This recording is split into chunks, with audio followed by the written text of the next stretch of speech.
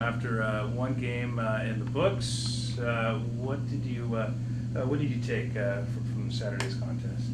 A lot of room for improvement. You know, the guys fought hard, which is always good to see, but a lot of things we can do better. A lot of self-inflicted wounds, more than them just necessarily out scheming us. They did a good job though. They're a top 10 team for a reason. So.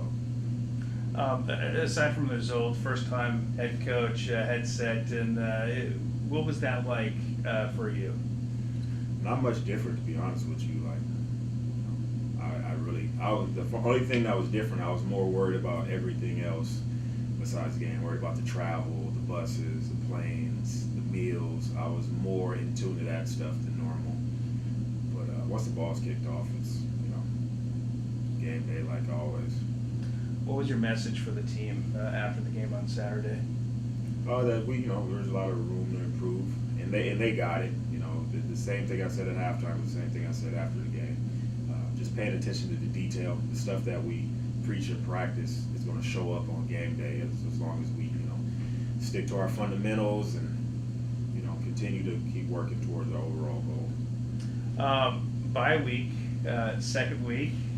Usually it doesn't happen, but for you guys, is it a good thing and giving you guys more time to kind of work out those kinks from Saturday? Definitely. I think two things.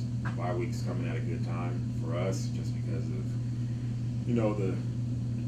trying to build the chemistry. Still got a relatively new team. And we get a chance to get some guys healthy, which is good, and get an extra week to look back and not dwell on the past, but try to fix the things that we needed to fix, and we can kind of focus on ourselves this week and not so much strictly on the opponent. And they always say you make your biggest improvement from week 1 to 2. What did you see from your team aside from the result? Some positives, but then also you feel like the defense is more ahead, the offense, or what did you see out there? The one thing I did see is when the kids did exactly what they were taught to do, we were able to execute on all 3 phases. So we just got to keep preaching that hey, trust us, trust the scheme and what we're trying to do, and if we can continue to do it properly, we'll be successful. No easy opponents on the schedule when you get back to it. You got Central, coming up next week.